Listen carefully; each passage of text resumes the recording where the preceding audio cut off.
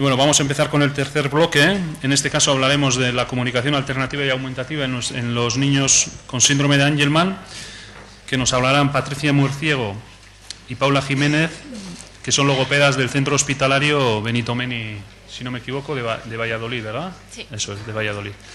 Pues cuando queráis. Bueno, lo primero, dar las gracias por invitarnos, tanto a mi compañera Paula como a mí, a estas jornadas y a explicaros un poquito el tema de la comunicación y habitualmente con los niños con síndrome de Angelman. Entonces, primero en la ponencia hemos querido explicar qué relación hay entre el síndrome de Angelman y la logopedia, qué evaluación realizamos a nivel de comunicación, qué tratamiento existe y hemos pensado realizar una práctica con todos ustedes. Y luego unas conclusiones. Entonces, lo primero, la relación que existe es, revisando la bibliografía en diferentes documentos, bueno, nos hemos puesto dos, lo que observamos en las características clínicas del síndrome que se ha nombrado durante toda la mañana es bueno, pues que en el 100% de los casos hay un retardo en el desarrollo psicomotor, un escaso desarrollo del lenguaje, marcha inestable, entre un 80% de los casos microcefalia, convulsiones, trastorno de succión, y entonces de todos los trastornos asociados, entre un 20 y un 80 presentan trastornos de succión, deglución, babeo, dismorfias faciales, que es lo que ha hablado esta mañana nuestra compañera Estefanía, y en el 100% de los casos presentan un escaso desarrollo del lenguaje. Serían las dos áreas relacionadas con nuestro trabajo con la logopedia. Entonces, para entender la comunicación alternativa y aumentativa y en qué vamos a trabajar, lo primero que tenemos que conocer es el desarrollo normal del lenguaje. Entonces, bueno, nosotras utilizamos mucho las escalas igual que nos ha hablado Beatriz Matesan, de escalas americanas. Nosotros también utilizamos, bueno, como sabéis, en muchos sistemas están más adelantados que nosotros y, bueno, pues la Sociedad Americana de Logopedia tiene multitud de escalas sobre el desarrollo del lenguaje. Entonces, oyendo y comprendiendo, desde el nacimiento a los 3 meses, lo normal sería que se sobresaltaran con ruidos fuertes, que se callan o se sonríen cuando hablan, que parece reconocer la voz, ¿no?, del familiar y se calma. Hablando, pues empezarían a gorgojear, a llorar de distintas maneras dependiendo de las necesidades, sonreír con los demás. Entre los 4 y los 6 meses comprenden, pues mueven los ojos en la dirección del sonido. Cuando les hablamos son capaces de dirigir la mirada, prestan atención a los juguetes que emiten sonido, prestan atención a la música, a esos cambios de tono de voz. Ya nos notan si estamos enfadados o contentos por esos cambios de voz, que también nos hablaba esta mañana nuestro compañero neuropsicólogo. Hablando, entre los 4 y los 6 meses, bueno, pues ya empiezan a hacer sonidos como pa, va, mi, se ríen a carcajada.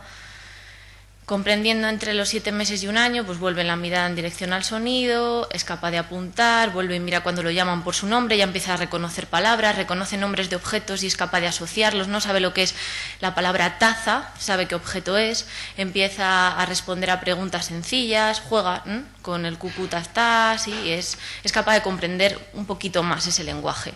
Es capaz, un niño sin ningún tipo de alteración, de los 7 meses a 1 año, pues ya empieza a balbucear un mayor número de sonidos, es capaz de empezar a decir algunas palabras, mamá, papá. Entre 1 año y 2 años, a nivel de comprensión, señala las distintas partes del cuerpo, sigue instrucciones simples, entiende preguntas sencillas, presta atención a canciones, rimas, cuentos. A nivel de expresión oral, entre esta edad de 1 año y 2 años, usan muchas más palabras, empiezan a realizar sonidos un poco más complejos, empiezan a nombrar las ilustraciones en los libros. La asociación entre el lenguaje y la motricidad orofacial, aquí se ve muy clara cuando empiezan a ser capaces de articular sonidos que requieren una movilidad más precisa.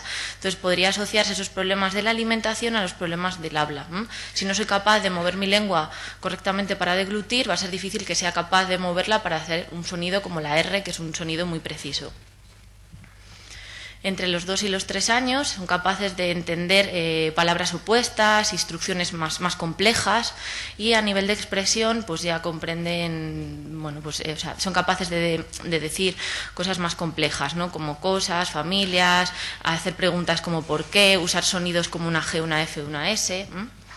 Y entre los 3 y los 4 años pues entienden ya, bueno, pues algunos conceptos de colores, figuras geométricas, los miembros de la familia, que aquí siempre, ¿no?, tenemos el problema de es mi papá, pero no puede ser tu, es mi abuela, pero no tu papá. Entonces aquí ya empiezan a comprender esa relación familiar y hablando pues utilizan, bueno, pues muchísimos más sonidos, empiezan a combinar frases, palabras para hacer frases. Por ejemplo, tengo un lápiz azul. El lenguaje empieza a ser mucho más complejo.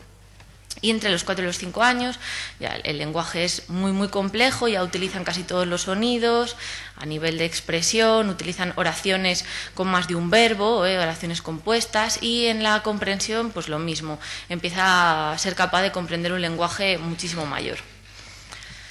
Eso sería el desarrollo normal. Entonces, hemos encontrado este artículo que nos ha parecido muy interesante sobre el desarrollo del lenguaje en los niños con síndrome de Angelman. Entonces, esta autora, Patricia Díaz, nos habla de que tienen inicialmente, en esas fases de que eran capaces de atender a sonidos y dirigir la mirada, esa fase no difiere demasiado de los niños con un desarrollo normal del lenguaje, pero ya empiezan a tener a nivel de expresión alguna dificultad porque tienen menos balbuceo.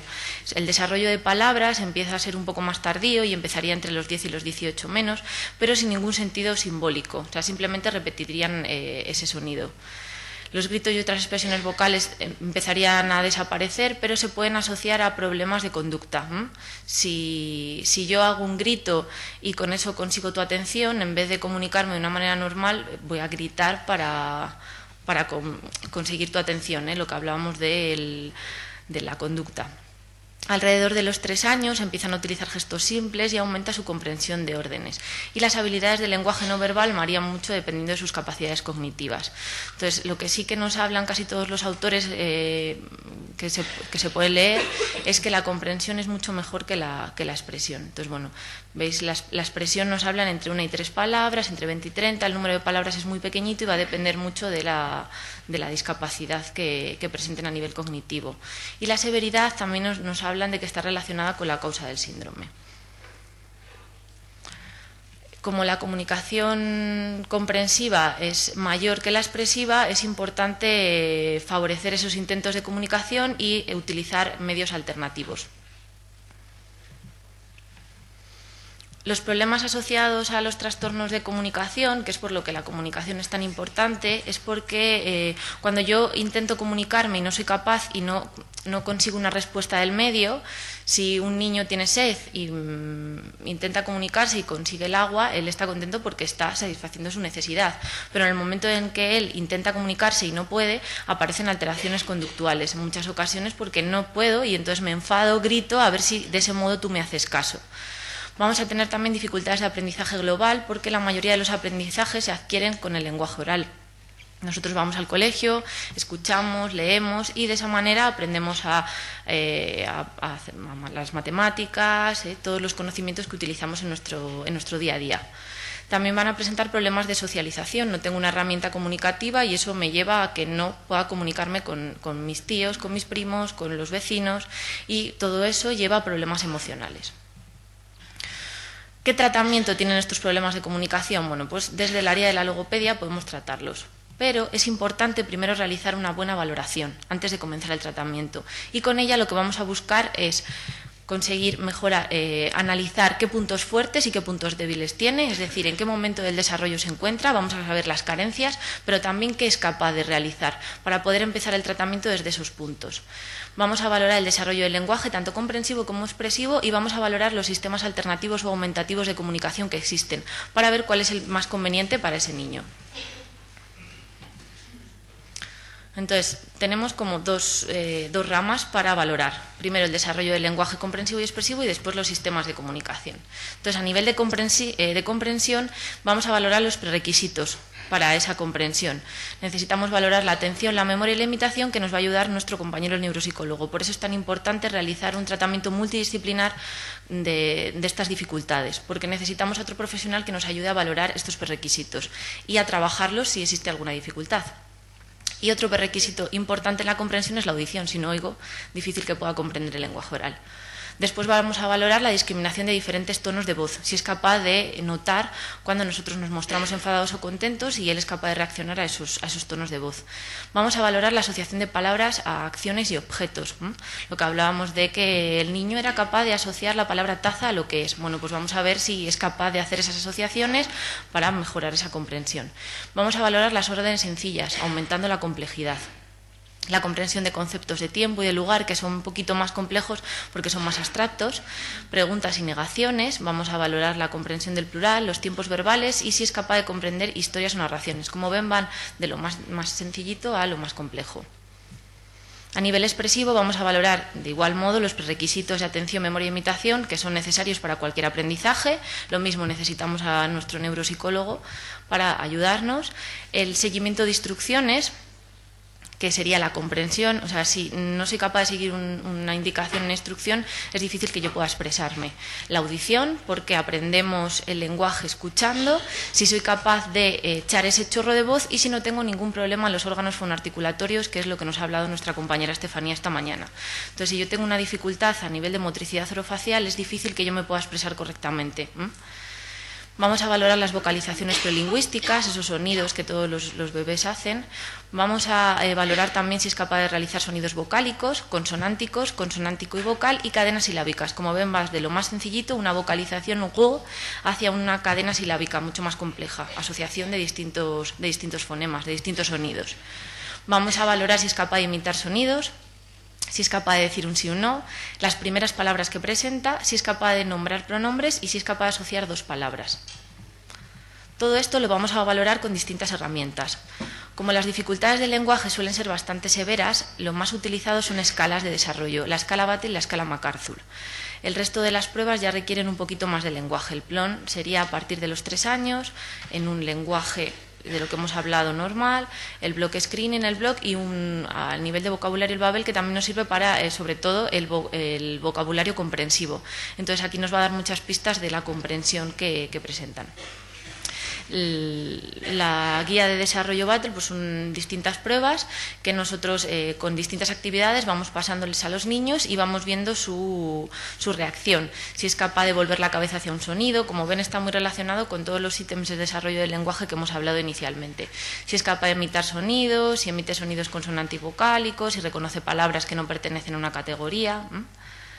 La escala MacArthur es una escala, la verdad es que la utilizamos bastante porque es muy sencilla de pasar con la anterior, siempre hay que complementarlas. Y esta lo que se hace es darle a los familiares para que ellos nos rellenen cómo es su comunicación en un entorno natural.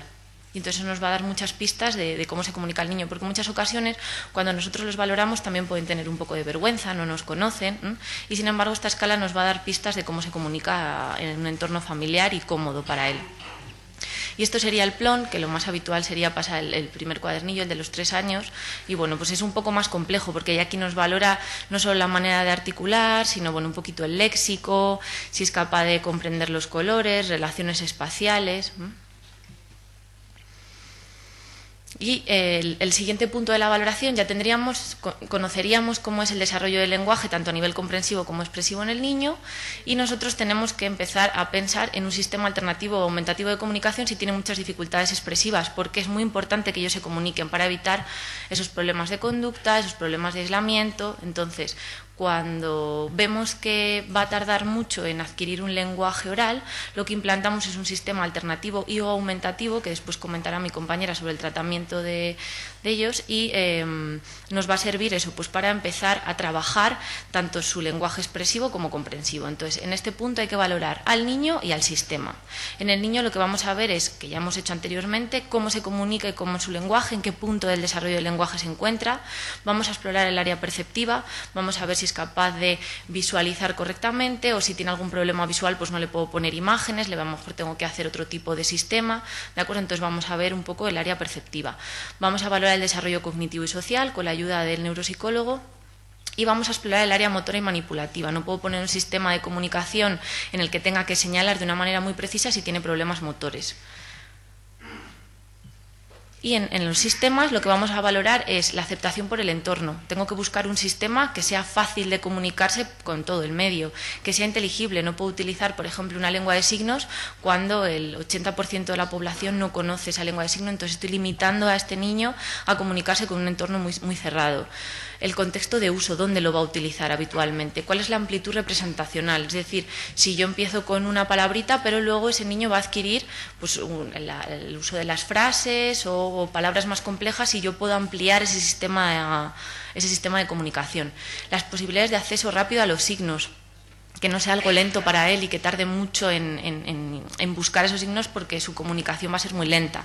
La facilidad de transporte, la claridad diferencial perceptiva, lo que hablábamos de que pueda observarlo bien, una exigencia física, lo que comentábamos de que sea un sistema muy preciso, por ejemplo, a la hora de utilizar un puntero. Entonces le va a crear también un poco de frustración porque no lo va a poder utilizar.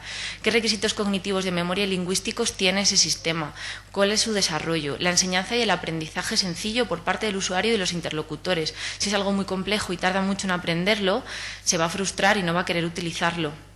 La amplitud de funciones comunicativas que va a tener este sistema, la posición empleada, los métodos de indicación y el coste de adquisición y seguridad de mantenimiento. Si tiene un coste muy alto el sistema de comunicación alternativa aumentativa, bueno, pues hay que tener en cuenta que la familia está haciendo ya un esfuerzo por llevar a los niños a rehabilitación. Si además yo le pido un sistema que vale mucho dinero, pues para ellos va a ser algo tedioso.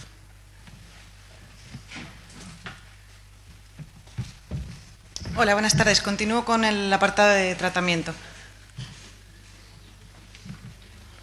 Vale, entonces en el tratamiento, ¿qué es lo que vamos a hacer? Vamos a tratar las dificultades comprensivas y expresivas que hemos visto en la valoración. ¿Para qué? Para influir en las dificultades pragmáticas, sociales, de comportamiento y aprendizaje que puedan surgir a raíz de esas dificultades. ¿A través de qué? Lo haremos a través de dos aspectos, de estrategias y pautas específicas de estimulación del lenguaje expresivo y comprensivo y a través de sistemas alternativos y aumentativos de comunicación. Estos sistemas son un conjunto de códigos no vocales que pueden tener o no un soporte físico y sirven para desarrollar actos de comunicación, esto es muy importante, funcionales, espontáneos y generalizados. Hay muchísimas estrategias y pautas para estimular el lenguaje oral, pero bueno, hemos hecho una pequeña selección de lo que podría ser lo más importante. Por un lado estaría la sobreinterpretación, es decir, dar sentido a conductas adecuadas o señales que pueden ser útiles para la comunicación. Estar muy atentos de en qué momento los niños pueden estar haciendo o generando determinadas conductas que, como decíamos antes, a lo mejor no es un problema de conducta como tal, sino que es una forma de llamar la atención para comunicarse y saber interpretarlo. Buscar reforzadores y elementos motivantes y utilizar esos reforzadores en situaciones que propicien actos comunicativos.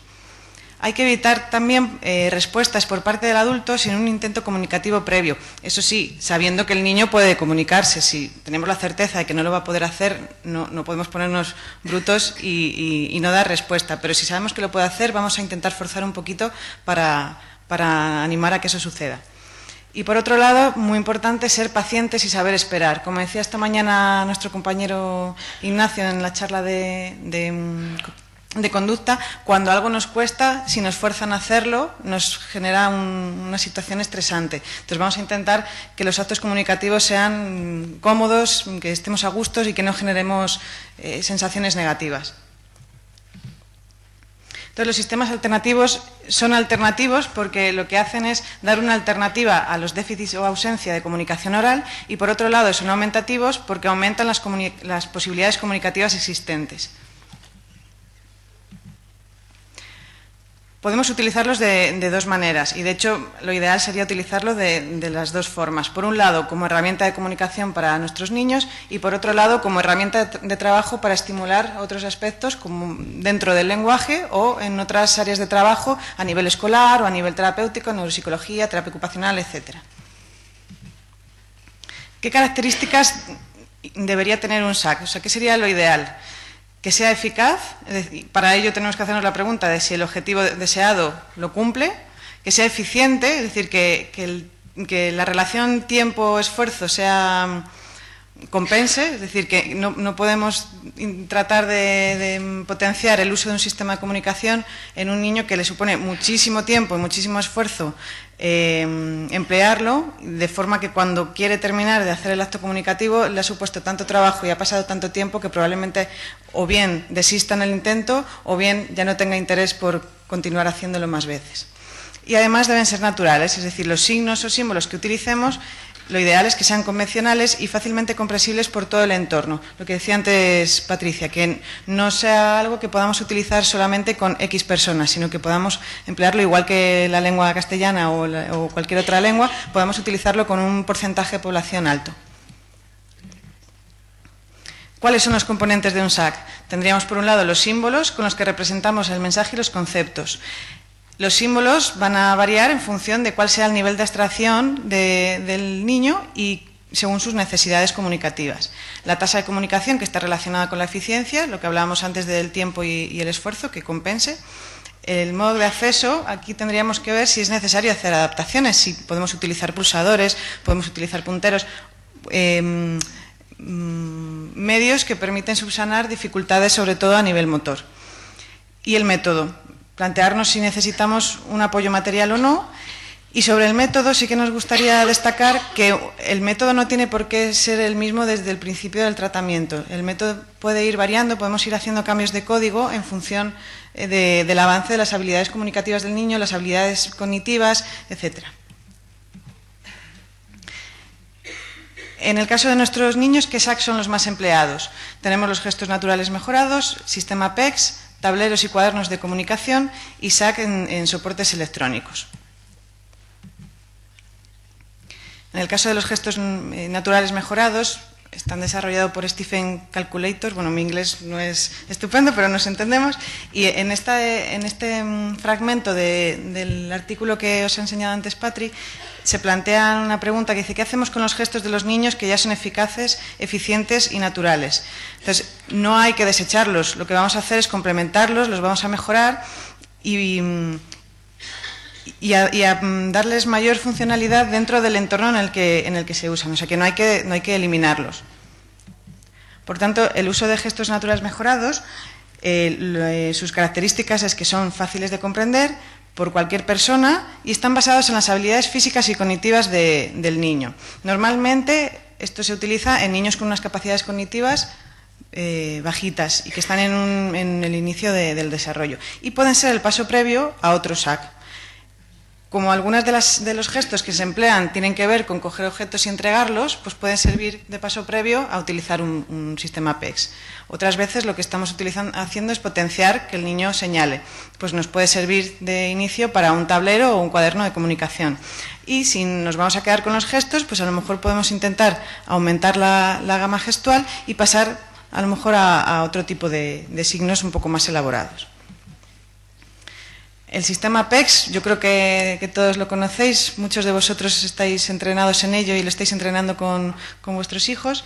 Tal y como nos dice en la página web de PECS, empieza por enseñar a una persona a entregar una imagen de un elemento deseado a un receptor comunicativo, el cual inmediatamente honora el intercambio como una petición.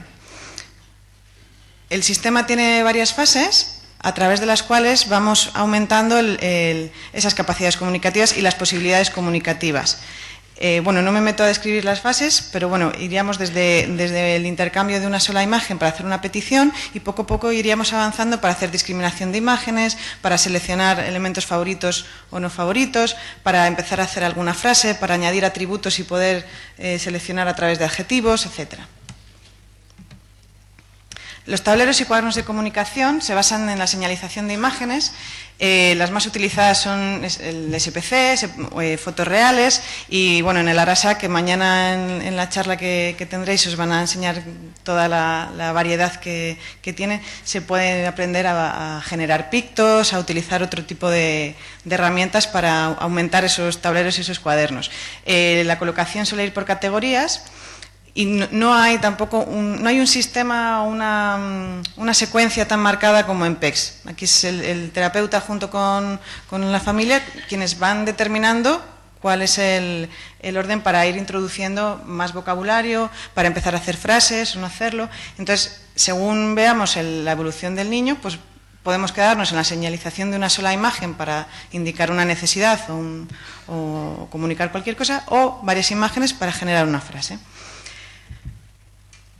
Tenemos ahí una frase de Temple Grandin, que es una mujer que tiene autismo, y dice: pienso en imágenes, las palabras son como un segundo idioma para mí.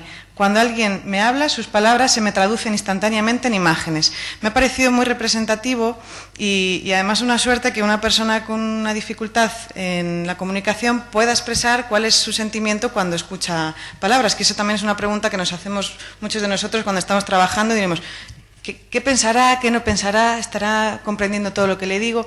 Y bueno, un poco la conclusión de esto para mí es que lo importante que es tratar de adaptarnos a la forma de comprender de nuestros chicos, que muchas veces nos empeñamos en dar muchas indicaciones, hablar mucho, dar muchas órdenes y se pierde en el camino el mensaje, cuando podemos adaptarnos y hacerlo de una manera mucho más sencilla y menos frustrante.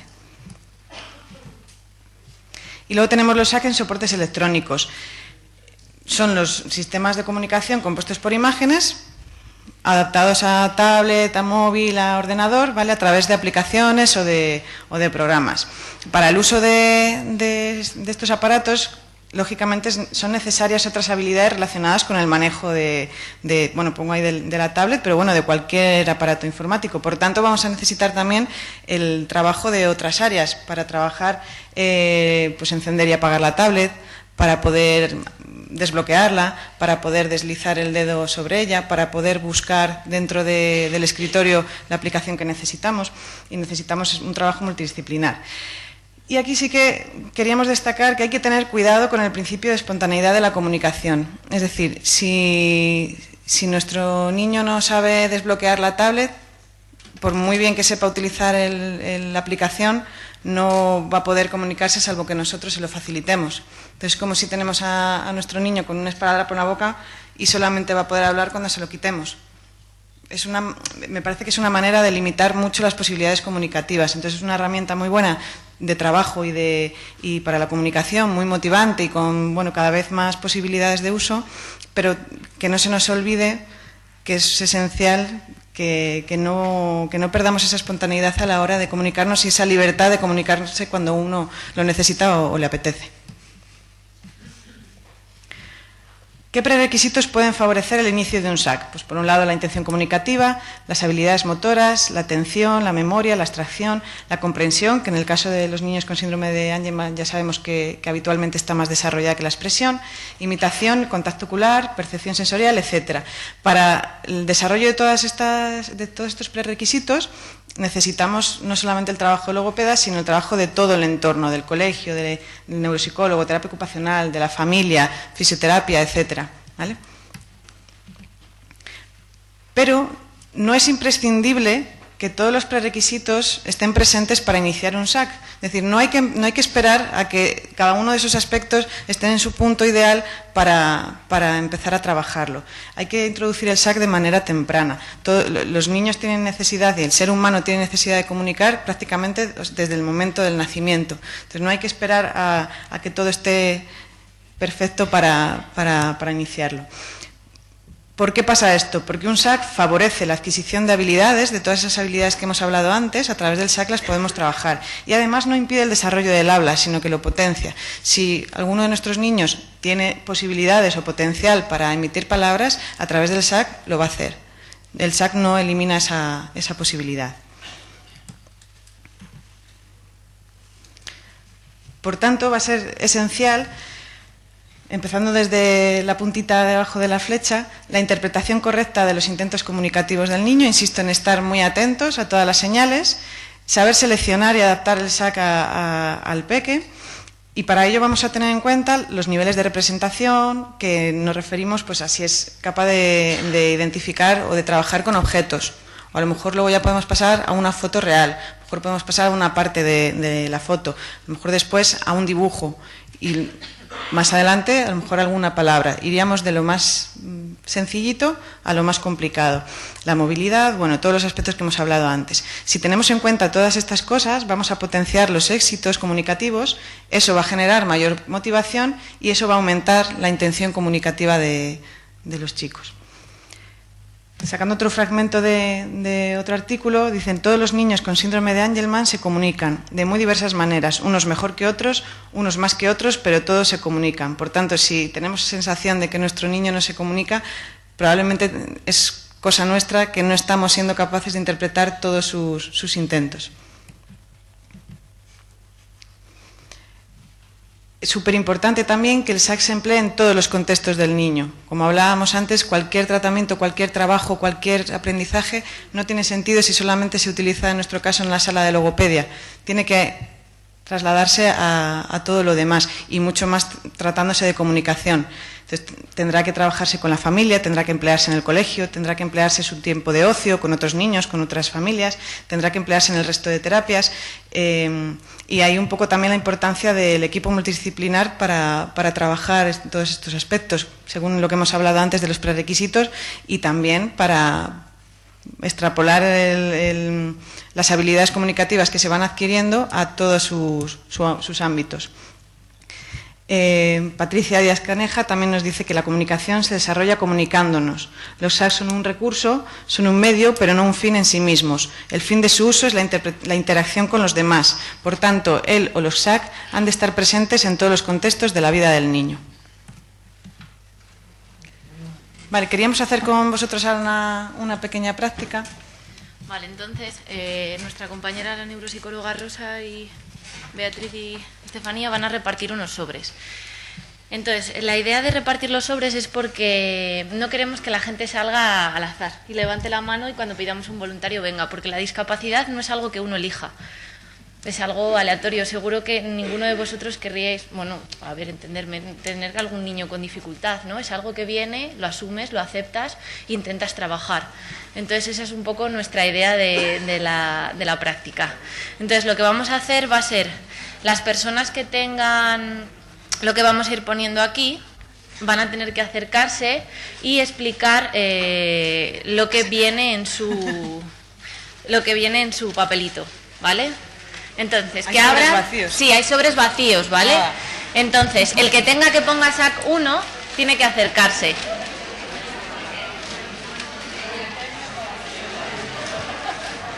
Revuelo, revuelo.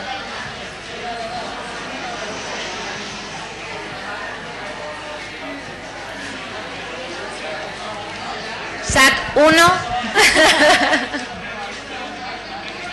Entonces, él va a intentar comunicarse utilizando lo que ponemos ahí y nosotros el resto tenemos que entenderle, ¿vale? Entonces vamos de lo más sencillo a lo más complejo, para luego sacar unas conclusiones entre todos. SAC 1. SAC 1. SAC 1. ¿Quién pone SAC 1? Y después tiene que venir una palabra, una frase. No.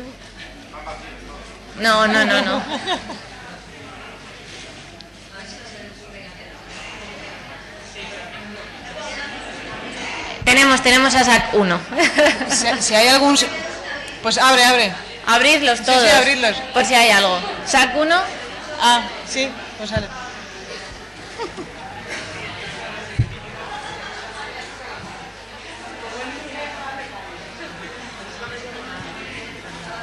Vale, entonces lo que tienes que hacer es señalar la palabra. Con el ratón, si quieres, ya está. Sí, con el ratón, ¿no?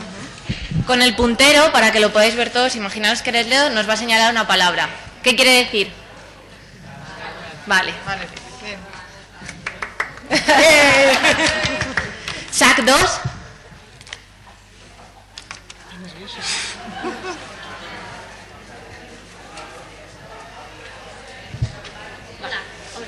A ver, lo leí, pero no he entendido nada, ¿verdad?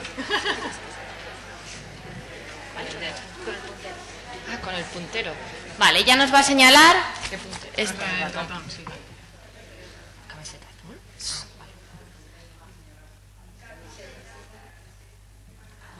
Vale. SAC 3.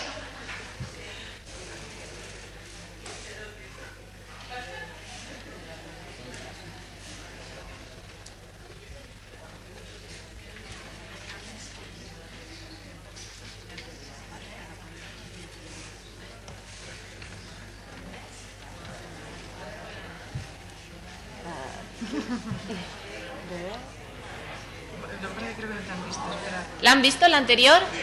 Vale. Beber.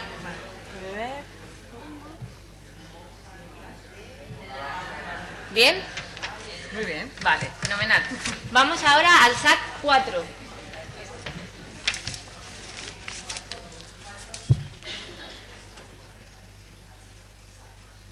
Entonces, los SAC que vienen ahora van a intentar explicarnos con gestos lo que viene ahí, ¿vale? Entonces todos vamos a fijarnos en ella.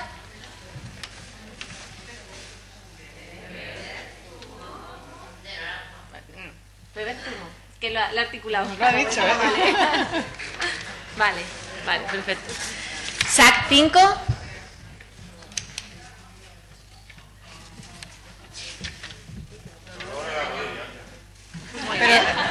¿En qué rodilla? Vale. Sac 6.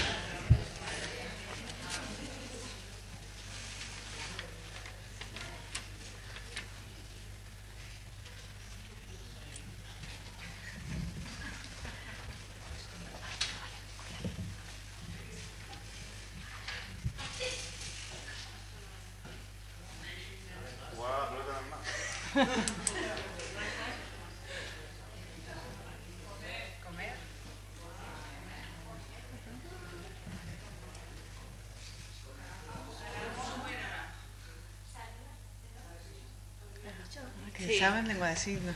Saben lengua de signos, pero seguramente la gente que no sepa lengua de signos no ha entendido nada, ¿verdad? Sac 7.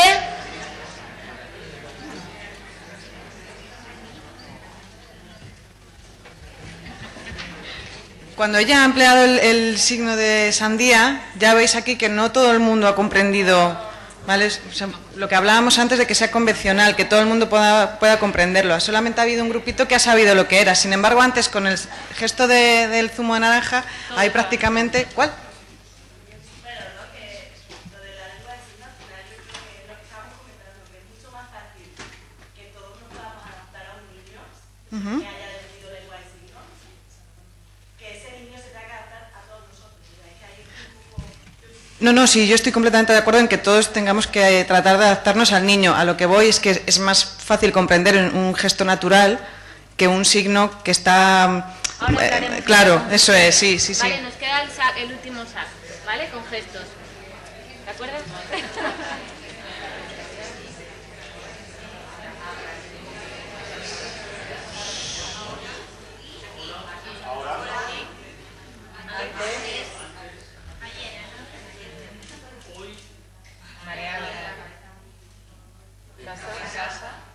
En la escuela.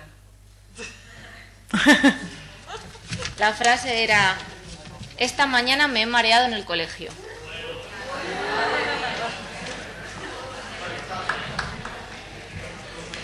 ¿Qué conclusiones podemos comentar de esto que acabamos de hacer? Primero, la dificultad del lenguaje, ¿no? Que es mucho más sencillo comprender una palabra aislada que cuando hacemos frases. Utilizar, por ejemplo, adverbios de tiempo es muy difícil con gestos. No le hemos entendido el mañana, hoy, no sabíamos muy bien. ¿Vale? Luego es complicado. Es más sencillo entender el tema de los símbolos, tal vez. Pero lo que hablaba, ¿no? Hay que adaptarse a los niños. Si yo tengo un niño que tiene dificultades para señalar, no va a poder utilizar gestos. A lo mejor es más fácil que señale con un dedito una imagen, o sí, si tiene capacidad para moverse. Nuestra idea de hacer esta práctica, que todos vieran, es que no valen todos los sistemas de comunicación para todos, ¿de acuerdo? Y que hay que ver cada caso, ¿vale? Y la necesidad y sus capacidades para poder adaptarnos a lo que él puede realizar o no puede realizar, ¿vale? Importante también lo que hablábamos de que el entorno se tiene que adaptar a él, pero en muchas ocasiones él va a ir a sitios donde no todo está adaptado a él y se puede frustrar si alguien no le entiende. Entonces, bueno, habría que ver, por eso hay que valorar también el sujeto, a nuestro niño, y valorar el sistema de comunicación que vamos a utilizar, ¿no? No es lo mismo que esa persona vaya a viajar a muchos sitios y le tengan que atender en muchas situaciones a cuando tiene un entorno mucho más concreto, más...